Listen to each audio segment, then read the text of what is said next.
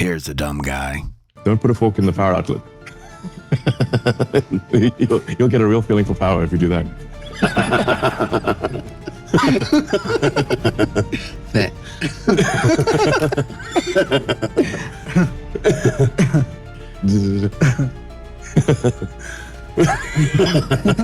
I just like humor.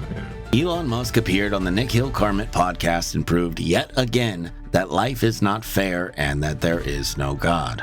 As much as Elon likes to think of himself as some kind of a techno-deity who comprehends beyond typical human rationale, he presents himself in the style of a coddled college freshman whose worldview has been shaped by the 12 books he read this year. And sometimes I feel like I'm an anomaly in the Matrix. That is Neo. Yeah.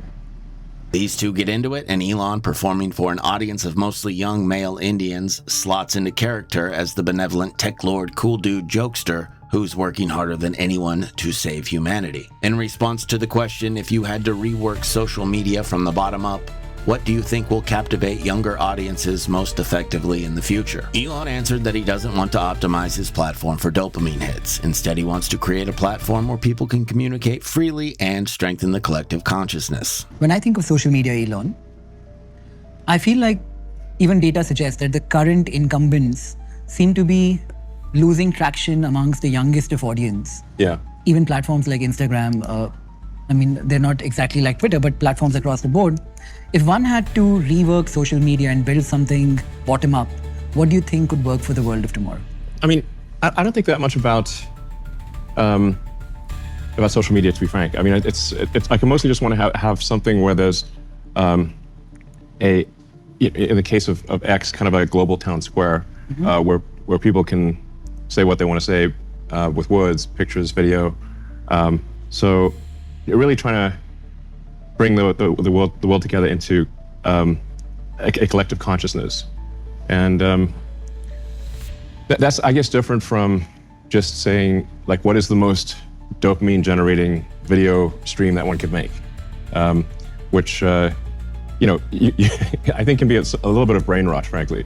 My goal is not to do that. I mean, I guess I could do that if I wanted to, but I just want to really have a global platform that brings together, like I said, it becomes as close to sort of a collective consciousness of humanity as possible. That's exactly what the benevolent cosmic demiurge would say, and it's also a big fat crock of shit. X, like all the other social media platforms, has an algorithm that is designed to increase advertisement revenue by maximizing user engagement and time scrolling. In 2024, this addiction-inducing algorithm generated between $2 and $3 billion in profits. When we dig through all the research on user interaction with social media platforms, the strongest and most replicated finding is that the posts that generate the most engagement and time scrolling are posts that are emotionally charged, especially the ones that express anger, outrage, and indignation. And the thing about emotionally charged tweets, even when they are creating negative emotions, is that they produce a shitload of dopamine in the user's brain. So Elon pretends that X is the last safe haven of free speech because, the quantum Star-Lord is the hero of this story. But X is really just another run-of-the-mill social media app engaging in dopamine capture to sell advertising space. And right about now, you might be saying, yeah, we know that already. Elon has been using Twitter to promote his semi-neo-reactionary tech bro fascism under the guise of saving free speech since before he even bought the fucker and changed its name. And how right you are. One thing that is abundantly clear about Elon is that he fantasizes about a world in which he acts as chairman of a Supreme Council of 8 white male billionaires who rule over committees of less billionary billionaires who then rule over several layers of AI-powered subcommittees programmed to maximize production using billions of non-white slaves called the utility class and a few million white slaves called the entertainment class. Elon's dreams include slaves having nightly breeding sessions in a world where surveillance equipment is ubiquitous and it doesn't matter what day it is because we do the same thing every day. And how do we stay optimal? Elon knows, and it's simple. Each morning, the AI subcommittee for each district will simply send a robot into the slave villages to drag those who have been deemed not productive into the street. The robots will force the slave to his or her knees and behead the slave with a large circular saw that has been fastened to the elbow joint of a sentient robot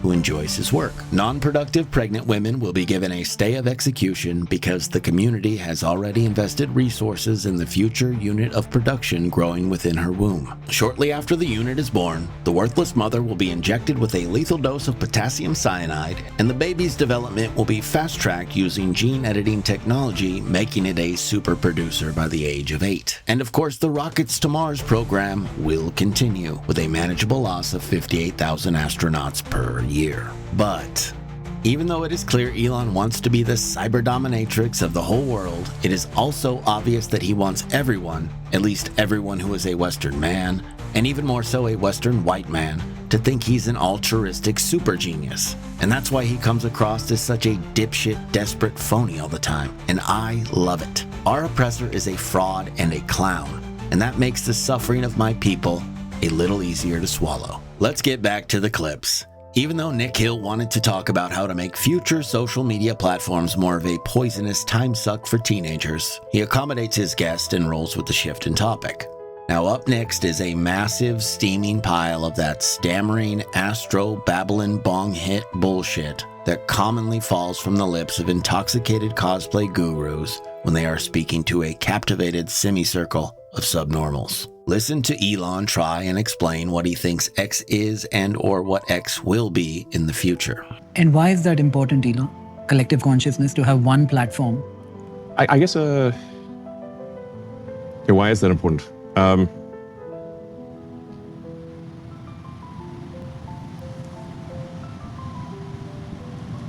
I guess it's, you could also say like why, He's already stumped. you know, if you consider humans, like humans are composed of around 30 to 40 trillion cells. And, you know, there's trillions of synapses in your mind.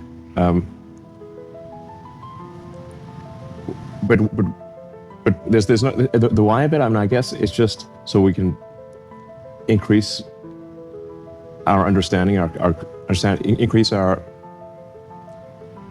understanding of the universe. I guess that's how a super genius says if we put our heads together, we can learn things about the universe. I guess I had this sort of question about what's the meaning of life. You know, like why is anything important? You know, why are we here? What's the origin of the universe? What is the end? What are the questions that we don't even know to ask? And probably the questions we don't even know to ask are the most important ones. So I'm just trying to, I guess, understand what's going on. What is going on in this reality? Is this reality? And, and where did you get when you asked, what is the point of life? Yeah, so I came to the conclusion that, which is somewhat in the Douglas Adams Hitchhiker's Guide to the Galaxy school of thought, which is 42. This is a thing that happens a lot to posers like Elon. He was trying to impress his audience with a high-minded answer and he found himself struggling. Instead of making a point, he was just waxing idiotic. So he reached out for a piece of popular science fiction that is considered brilliant and he grabbed a hold of it like a life preserver. Let me explain what he is saying. In the Hitchhiker's Guide to the Galaxy, a supercomputer took 7.5 million years to answer the ultimate question. The answer it gave was 42. But nobody knew what the ultimate question was. So Earth, which is secretly a supercomputer, was built to discover the ultimate question that has the answer 42.